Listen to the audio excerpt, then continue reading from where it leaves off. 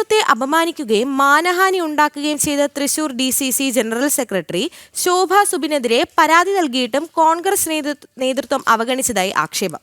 Youth Congress മുൻ സംസ്ഥാന general സെക്രട്ടറിയും തൃശൂർ സ്വദേശിനിയുമായ വനിതയാണ് നേതാക്കളിൽ നിന്ന് നീതി ലഭിച്ചില്ലെന്ന് പരാതിയുമായി രംഗത്ത് വന്നത്. എന്നാൽ കോടതി തെറ്റുകാരനല്ലെന്ന് കണ്ട് വെറുതെ വിട്ട താനടക്കമുള്ളവരെ കളങ്കിതരാക്കാനുള്ള നീക്കമാണ് നടക്കുന്നതെന്നും അതിന്റെ ഭാഗമായാണ് ആരോപണമെന്നുമാണ് ശോഭ സുബിൻ നൽകുന്ന വിശദീകരണം. തൃശൂർ കൊടുങ്ങല്ലൂർ സ്വദേശിനിയും മുൻ യൂത്ത് കോൺഗ്രസ് സംസ്ഥാന ജനറൽ സെക്രട്ടറിയുമായ വനിതയാണ് KPCC DCC നേതൃത്വങ്ങൾക്കെതിരെ പരാതിയുമായി രംഗത്തെത്തിയിരിക്കുന്നത്.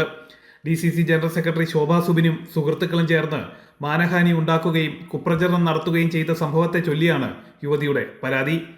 മോർഫ് ചെയ്ത വ്യാജ അശ്ലീല ദൃശ്യങ്ങൾ പ്രചരിപ്പിച്ച് അപമാനിച്ചെന്നും രാഷ്ട്രീയ ഭാവി തകർത്തെന്നുമാണ് യുവതിയുടെ ആക്ഷേപം. ഇത് സംബന്ധിച്ച് KPCC DCC നേതൃത്വങ്ങൾക്ക് പരാതി നൽകിയെങ്കിലും അവഗണിച്ചുവെന്നും ആരോപണ വിധേയനെ നേതാക്കൾ സംരക്ഷിച്ചുവെന്നും യുവതി പരാതിയായി ഉന്നയിക്കുന്നു.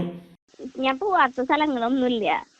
KPC പ്രസിഡന്റ് ആദ്യത്തെ KPC പ്രസിഡന്റ് കൊടുത്തു, അത് കഴിഞ്ഞ് പുതിയ KPC പ്രസിഡന്റ് കൊടുത്തു, തൃശ്ശൂര് മാറി വന്ന 3 DCC പ്രസിഡന്റുമാർക്ക് കൊടുത്തു.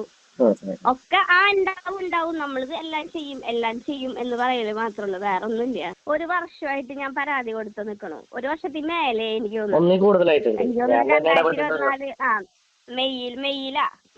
മെയ്യിൽ എന്താ നമ്മൾ കൊണ്ട് പരാതി തൃശ്ശൂർ ഫസ്റ്റ് കൊടുക്കണം. ഒപ്പം തന്നെ KPCC കൊടുത്തു.